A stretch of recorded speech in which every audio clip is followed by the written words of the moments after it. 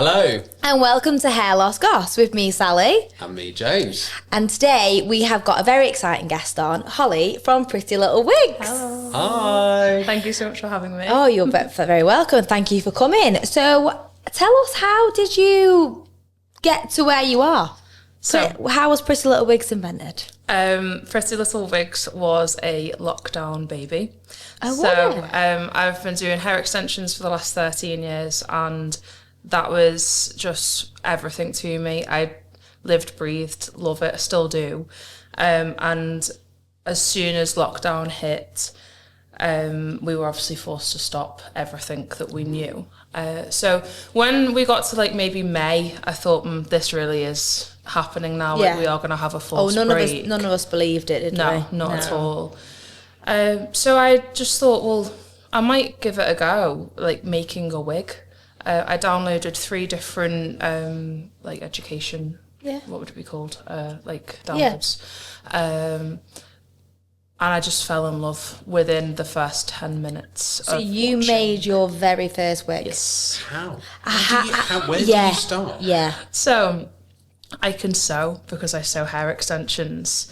So you start off with like the base of the cap, and you literally sew in row by row through the back, and you would get like a pre-made top bit. Some people do fully make their own top bits, but that's the way that I began. You mean like the lace coverage? Yeah, exactly. Yeah, the lace top cloak section. So so I would buy in the top section, sew all the bits on the back, and I would custom colour as best as physically possible, based off people's inspiration pictures. Oh my God. So you were doing it all online, completely separate. You couldn't have online. You couldn't be face to face with them because of lockdown. We couldn't be, could we? So it was just a case of just using all your experience really to create something. Literally.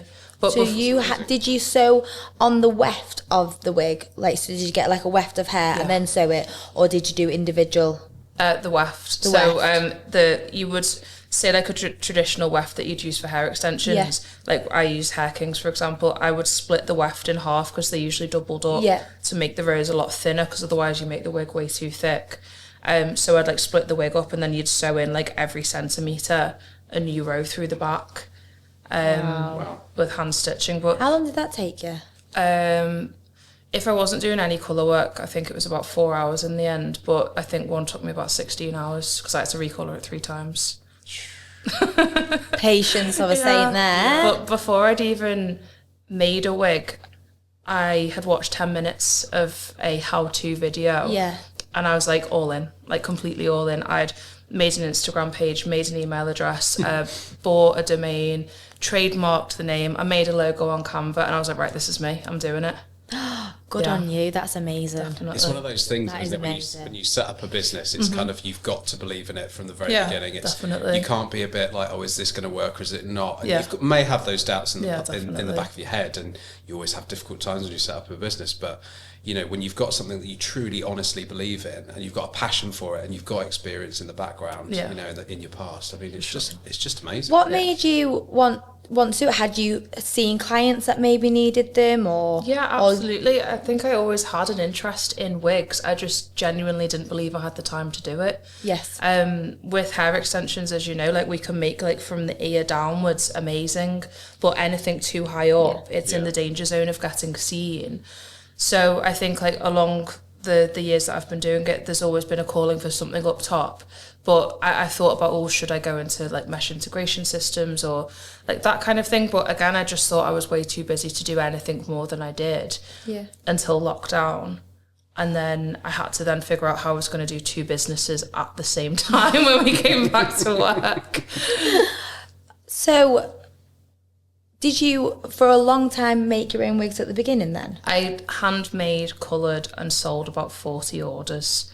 Cool. And then when that was around the time when we had to come back to work, and I had about what felt like 1 million hair extension clients who wanted to get in the diary, but I was also fulfilling handmade wig orders. Wow.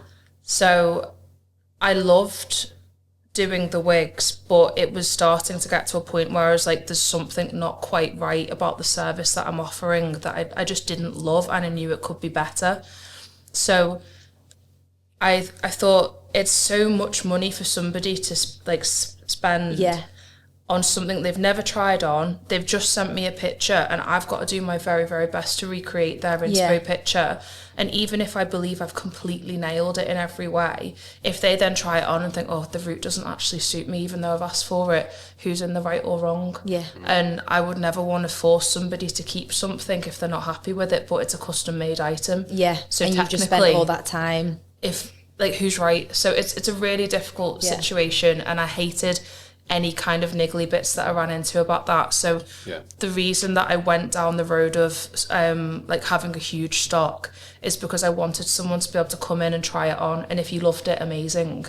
And if you put every single thing on in my shop and you couldn't possibly find something that worked for you, then you could do a custom. You've spent an hour with me and that's it. You've not spent the best part of £1,000 on a wig. Yeah.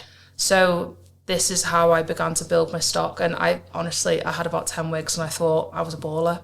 I was like, look at my wall. And now I have close to 200 in the salon. Wow. So people can come into your salon for an hour or however long they want, sit down with you, talk about what they want, show you inspiration, but you're there with them. You can talk about things like skin tone against hair colour. Absolutely. You can talk about roots. You can talk about base designs, and you can create something truly unique for them. Absolutely. And they can try some stuff on, but if it's not quite right, you can then say, well, I can adjust this one, or I can start completely from scratch. So I don't customise colour anymore, which was a big thing which really used to stress me out. I am a hairdresser and I'm a colourist, but I'm a retired colourist because I've just done extensions for a long time now. So I wanted it to be as seamless as possible. So you can have extra small through to large cap sizes. We can do 10-inch down to 30-inch in length, and we have over 70 colour options. Wow. So within all of those variants, you're going to find something. I'd need to have the full stock, literally thousands of wigs in store, but we just do our very best with, like, say 200 at the moment. It's always growing. There's always going to be more. But at least people can get as close to what they want as possible. And if they simply can't find something, then fair enough. But it's very rare. Obviously, your clientele that are coming in to have a wigs, what do you find is the reasons mostly? Is it alopecia? Is it cancer? Is it... Yeah, they're probably the two main ones. So it must make it quite emotional. Oh, yeah, for sure. I cry with everyone. Yeah. I am the most emotional person, and it's probably one of... I cry if an ambulance goes past because I hope it gets there on time. Like... Oh. I know. It does pull it. God, you don't live next to a hospital, do you? Blimey, floods of tears every single day. Yeah. So one of the reasons, and my mum knows this more than anyone, one of the reasons that I've held off in the hair loss world is because I genuinely didn't think I'd be strong enough to help people, because I do get so emotional.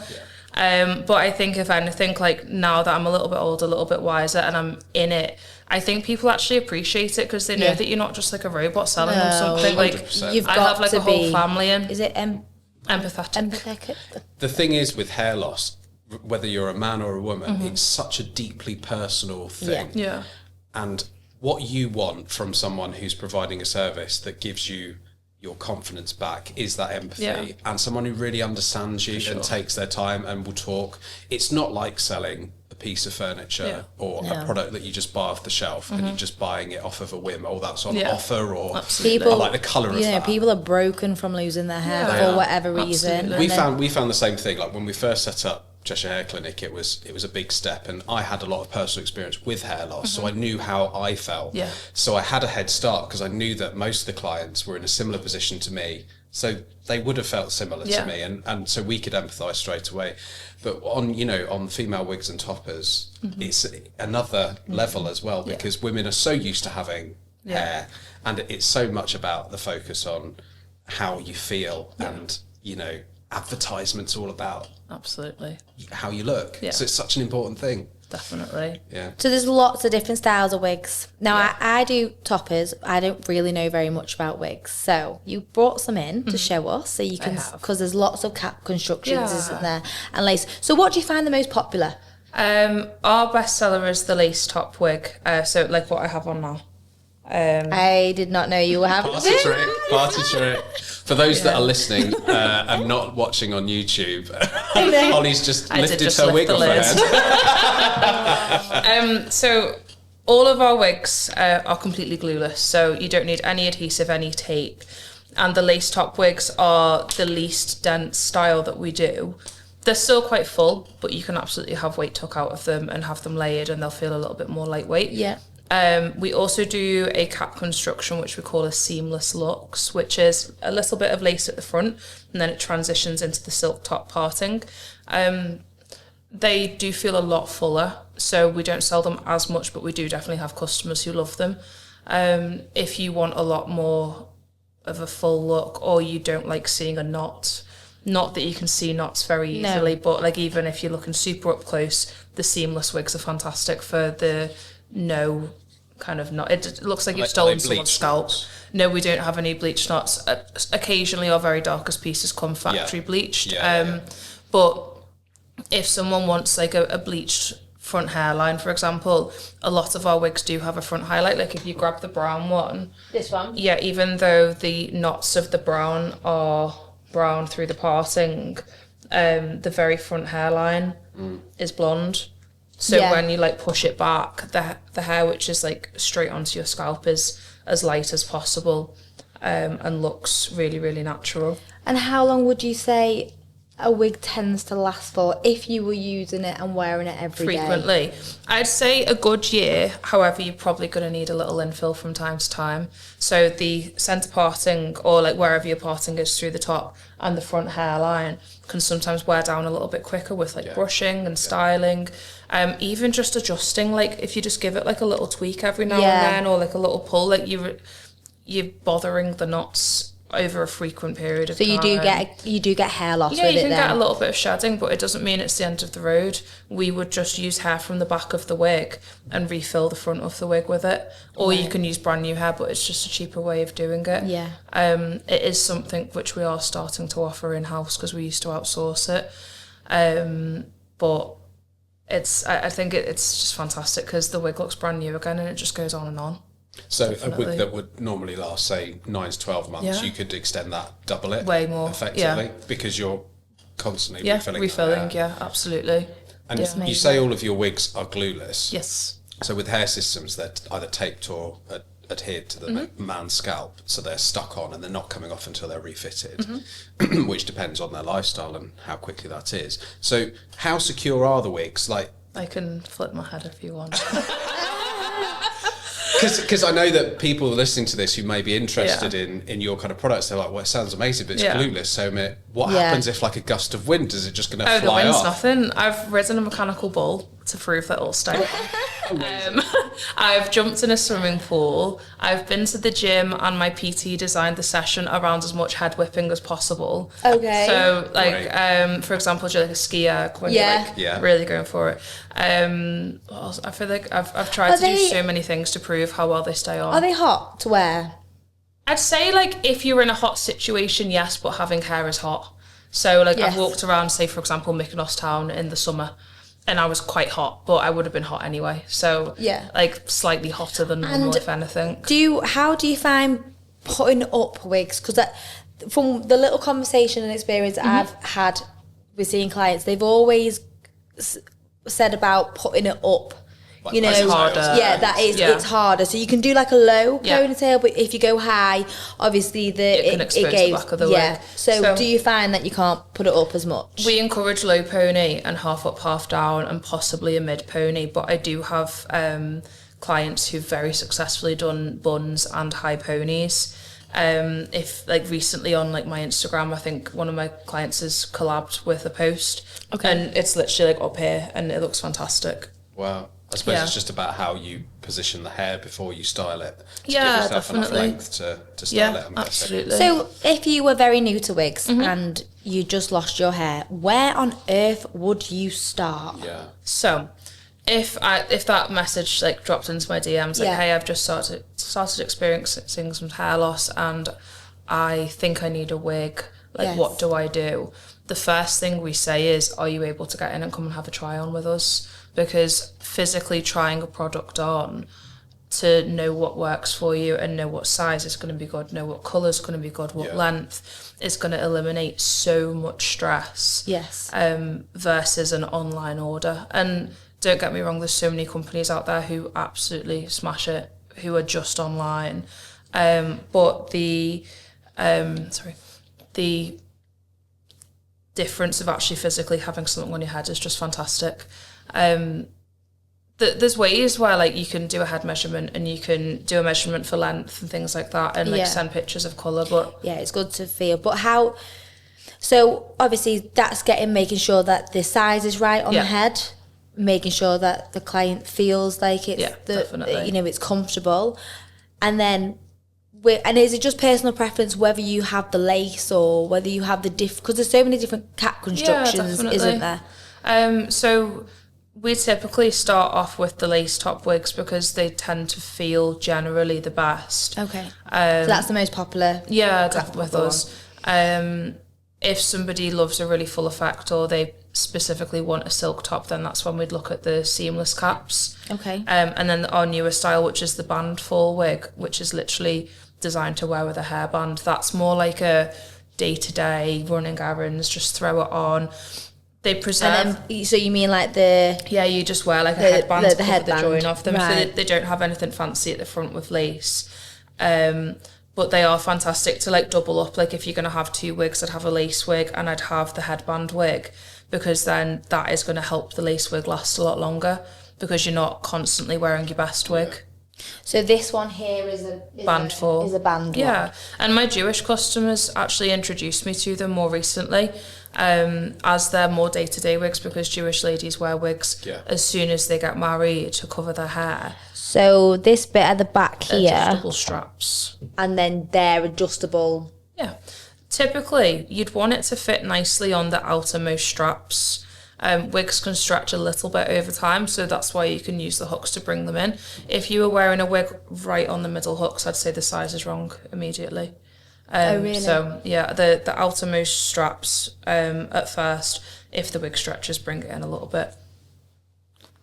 Wow. Yeah. So from a male perspective, with hair system, we get guys who come in who have a consultation very similar to you. We show them hair systems, we talk to them about things like density and colour, blah, blah, blah, blah. Then they have it, and they have it on, and they're like, oh my God, that's so much hair. Yeah. Do you get clients that have hair shock and that kind of thing, where they're like, they love the idea of it, and then when they have it, they're like, no, it's too much, I actually don't like it. Yeah, definitely. Yeah. Sometimes if a client has visited and they're like a bit, don't know if I need a topper or a wig, often they'll love going more with the topper, because it just feels way less dense. Like it's essentially like a crown. Yeah. And then they have their own hair underneath. Yeah. So the amount of hair on the topper just feels a lot more familiar and a lot less overwhelming. Making the choice between them both though is going to depend on like, is your natural hair underneath going to be able to support the topper in the long run? Because the toppers have clips, don't they? So Exactly. they've got to be clipped into something to secure it. And if you've got to have some hair for a topper to work, where absolutely you can wear a wig over hair, but... And I'll never ever push a topper on someone unless we know for sure like what the future looks like, because I had a lady visit for the cold cap and she said, I'm not going to lose any hair, I'm just going to do a topper, it's going to be fine. And literally 2 weeks later she rang me saying it's all gone. So that like it was awful because she'd just spent all this money on a topper. So I like made a vow from then on that we don't sell a topper to anybody who's going to have the cold cap until they're at the other end of their treatment. Yeah. But yeah, it can be a really tough one because the wig might be solving most of the problems and the most restful thing, but then someone might like the feel of the topper because it's more lightweight. Yeah. So. But having the opportunity to try it on and sit with them all for like a good hour, like you can kind of figure out what works best. Yeah. And in terms of your demographic then, what's your age range like? It's so different. Yeah. I think from our social media, a lot of people expect it's just like younger people. But like we have anything from like little girls all the way up to 70, 80. Do you have little I don't think I could do that. Well, we've recently just got on Older Hayes supplier list. Amazing. We're in talks with, I'm just about on another load of Liverpool hospitals. But I feel like I don't have kids, but I am quite good with kids. Yeah. Like my mum used to have children's day nurseries, so like even though like I'm not there with kids myself, I just love dogs. Yeah. But I feel like I must have like got something from her, because like I'll refer to the wigs as like the Wednesday Addams wig, or like I don't know, like to make it really fun. Like I think no matter how anxious someone is, when they come in, by the end of it they always walk away like that was so much fun, whether they're big or little.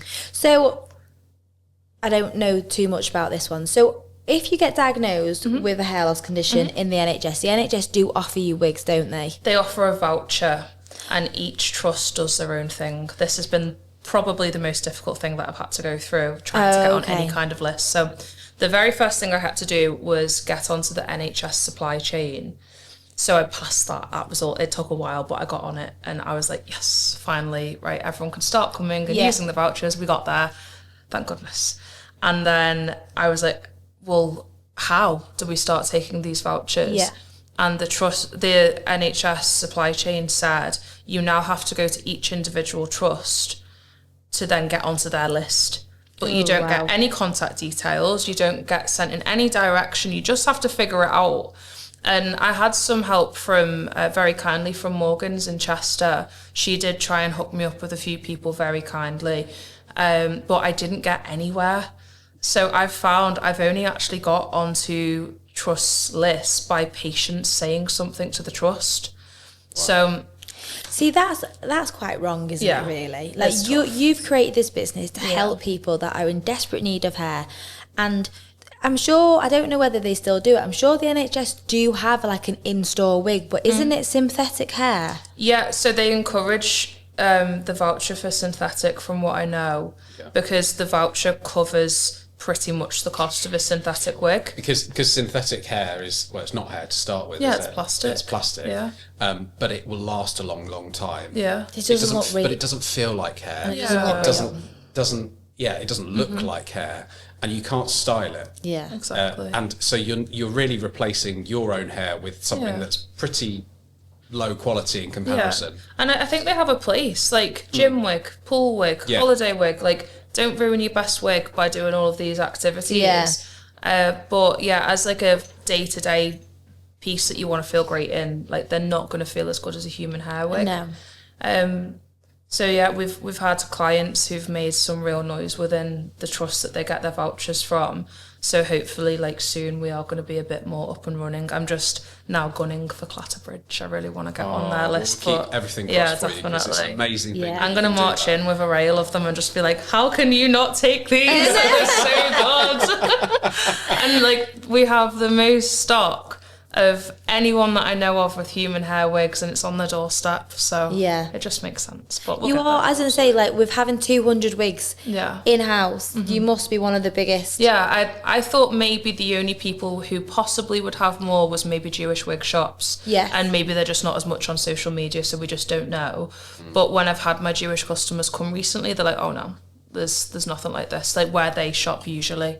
So I think it's inspirational what you do, and it's so amazing. Whereabouts are you based then, for everyone that's listening who may want to get in touch? We're on the Wirral, which is kind of halfway between Liverpool and North Wales and Chester, and we've just moved into our new salon where we have the biggest wig room you've probably ever seen. It's the biggest room in our whole salon.